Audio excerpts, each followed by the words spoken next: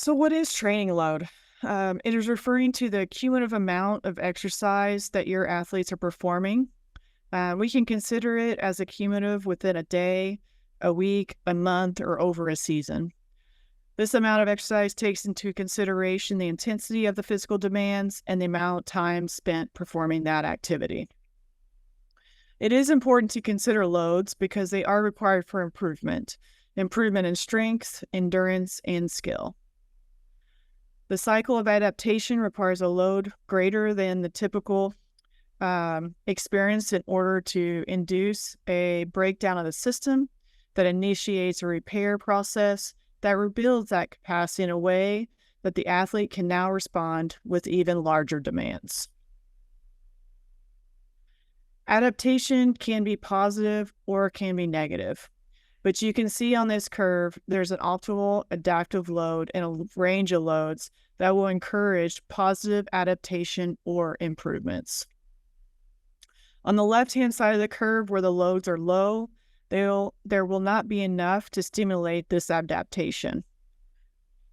And on the right-hand side, the loads pass a maximum threshold for which recovery and adaptation can occur. Overreaching or overtraining doesn't allow for the repair and rebuild process to occur. This is often referred to as not allowing for enough recovery. In this case, the cycle of improvement is stopped and the athlete can lose their ability to improve. One way you can work to stay within the optimal training load region is to periodize. Periodization is defined as a planned manipulation of training variables in order to maximize training adaptations and to prevent overtraining. The variables that contribute to load are 1, the magnitude, which is the volume and intensity of training drills and matches, and 2, the time spent training at these magnitudes. Let me walk you through a general accepted framework for manipulation of the magnitude to optimize your performance across the season. Because the plan is spread out across the season, it is referred to as a macrocycle. In preseason, volume starts out high and decreases across the season. It is lowest around competition.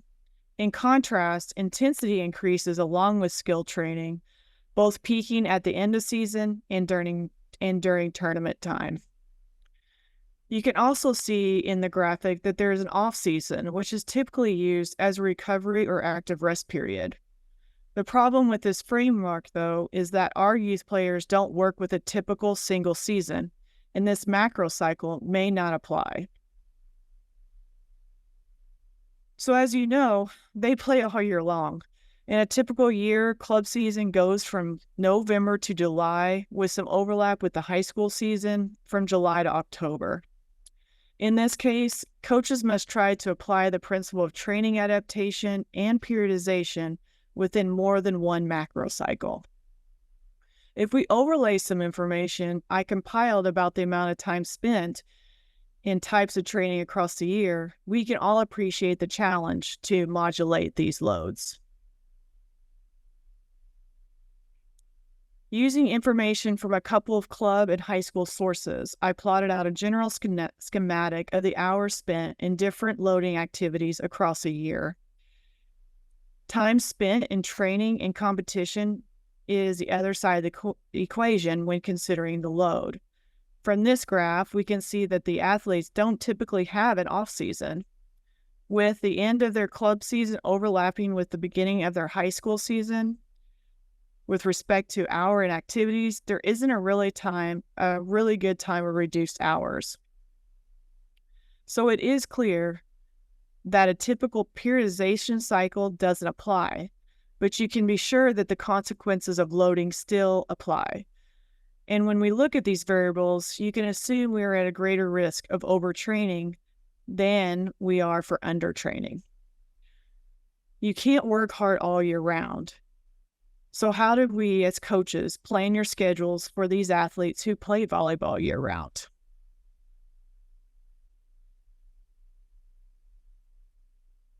You can use this macrocycle framework to create smaller microcycles around tournaments or matches that are particularly important. You can manipulate the training variables across the individual weeks depending on the match scheduled for that week. And you may also want to consider manipulating these variables for individual athletes based on their circumstances. Here's an example of how you might create small periodized microcycles within a year, or within a week, sorry. As you see, get a pointer to kind of point this out to you. As you can see on the first graph, your athletes, this is during a club season. Your athletes have a tournament over the weekend from Friday to Sunday with 2 to 3 matches per day. The week of the tournament, depending on coming off a practice weekend, could lead you to think through Tuesday, maybe you're having a more of a low to moderate day, depending on what you came off of the weekend prior. And Thursday, more of a lighter day to prep for the weekend matches. As you can see here, and should have pointed out, L means light, moderate, and hard, and that's the plan for that training demand.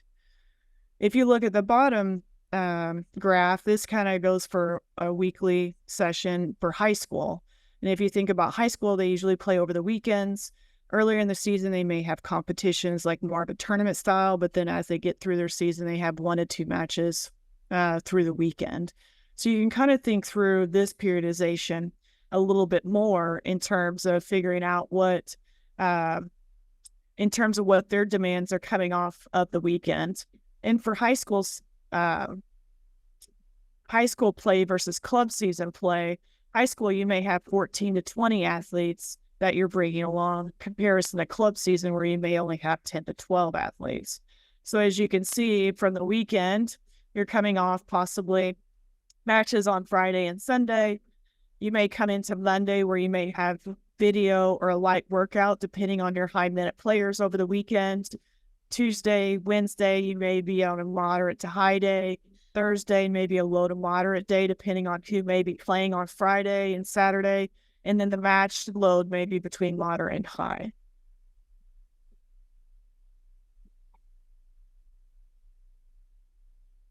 Once you have developed your plan, you need some way to determine how it translates to how hard the players are working.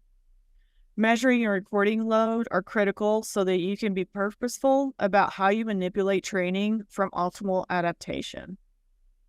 There are 2 types of load that can be measured depending on what tools you have available.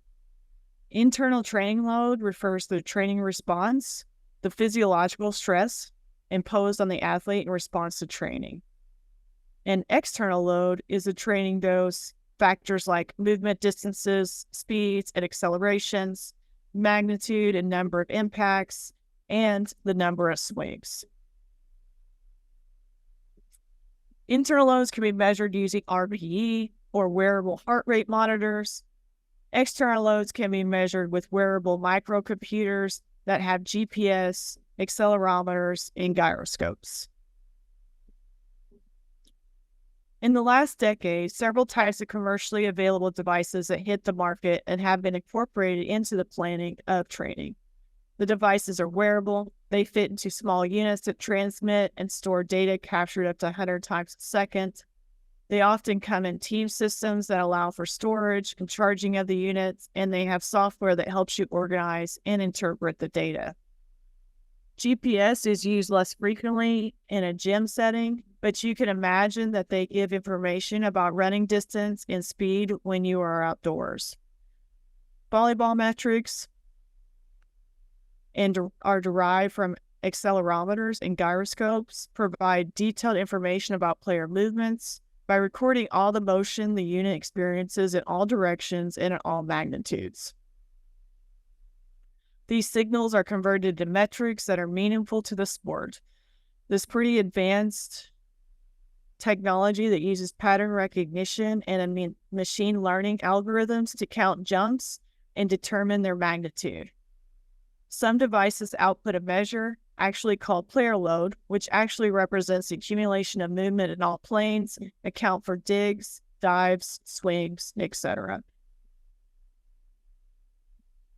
Let's look at the output from a technology called VERT. Each one of these lines represent a jump, and you can see the number of jumps are captured over a 2-week period.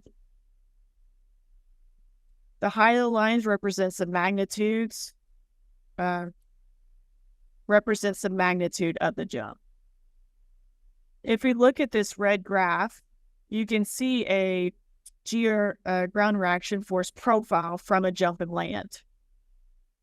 The flat line here is representing body weight, and you can see in this first part the amount of force associated with the jump.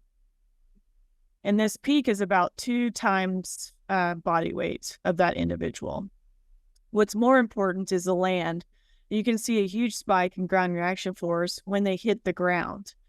Landing can be between 4 to 8 times the body weight of that athlete.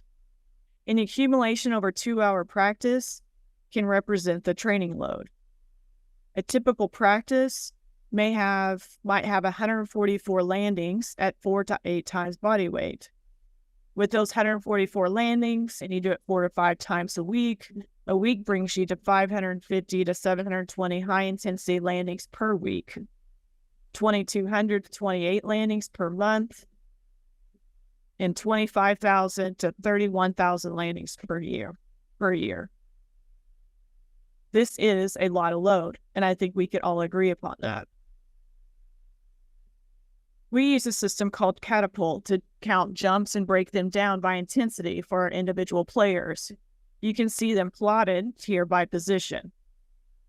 This figure shows the demands for each position during a competition, and we use this to help periodize the loads across our training weeks. We also use this information to periodize across our training block. As you look here, you can see our player load fluctuates across weeks based on our periodization plan. As you can see, this starts in August and it runs all the way through September. This is primarily our training block in blue with our competitions in red. This technology is common in collegiate and professional sports. You may not have the resources to adopt these technologies, but the concept of understanding demands of your training and altering it to allow for training adaptations and recovery is becoming standard practice. If you don't have technology, you can measure training load by using a calculation of RPE times duration, amount of time in training. This is an example of what I described before as an internal load, or the athlete's response to training stimulus. Monitoring rate of perceived exertion, or RPE. RPE refers to how hard the athlete feels they are working during exercise. This scale I show here above goes from 1 to 10 and is listed with a type of intensity with an emoji expression. As 1 to 2 is very light, I could practice forever. 9 to 10, hardest I have ever worked. The question can be simply asked, choose the number or facial expression that best represents how practice felt today. This example is taking one day out of your week of training by looking at the number of players listed by position. You ask the athletes on a scale of 1 to 10, how hard did you perceive this practice? Each player gives their number. Then you can multiply it by the amount of time in practice, which gives you the load for that individual athlete, as you see here. You can see that you asked them right after practice what their RPE was. One was a 5, a 4. Then you multiply it here, and your load comes out into this Excel sheet, into this graph, and it gives you a load around 450 for this particular player, for Luke.